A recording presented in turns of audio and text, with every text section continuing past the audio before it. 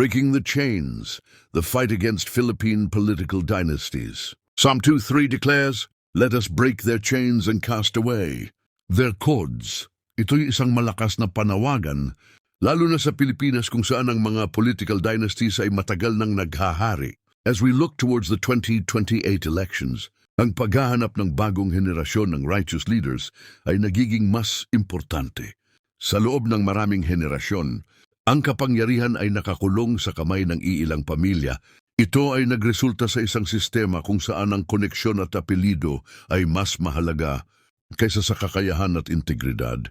These dynasties perpetuate inequality, nagpapahirap sa mga mahihirap, at nagpapabagal sa pag-unlad ng bansa. Psalm 2:3 is a battle cry laban sa ganitong pangapi. Ito ay isang panawagan sa mga Pilipino na tumindig at humingi ng pagbabago, to break the chains of patronage and corruption na bumibitag sa atin, to cast away the cords of nepotism and cronyism na sumasakal sa ating potensyal. Ang ating vision para sa 2028 ay malinaw, to elect leaders na may tunay na hangarin na maglingkod, hindi dahil sa personal na ambisyon o obligasyon sa pamilya. Leaders who are accountable, transparent at committed sa kapakanan ng lahat. This requires a collective effort. Kailangan nating maging edukado tungkol sa mga kandidato, suriin ang kanilang mga plataporma at panagutin sila sa kanilang mga pangako. Kailangan nating suportahan ang mga independent candidates na nangangahas na hamunin ang status quo. Kailangan nating bigyan ng kapangyarihan ang mga kabataan na maging aktibong kalahok sa prosesong pampolitika. Breaking the chains of political dynasties ay hindi madali.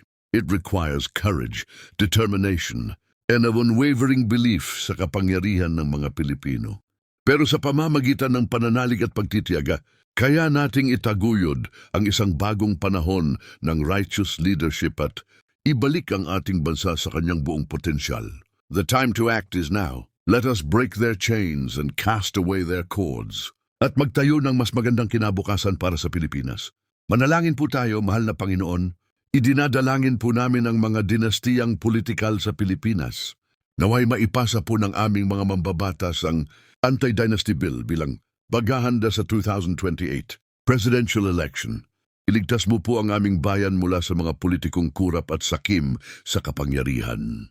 Sa pangalan ni Jesus na aming Diyos at tagapagligtas, kami po ay nananalangin. Amen. Like, share, follow, comment, subscribe.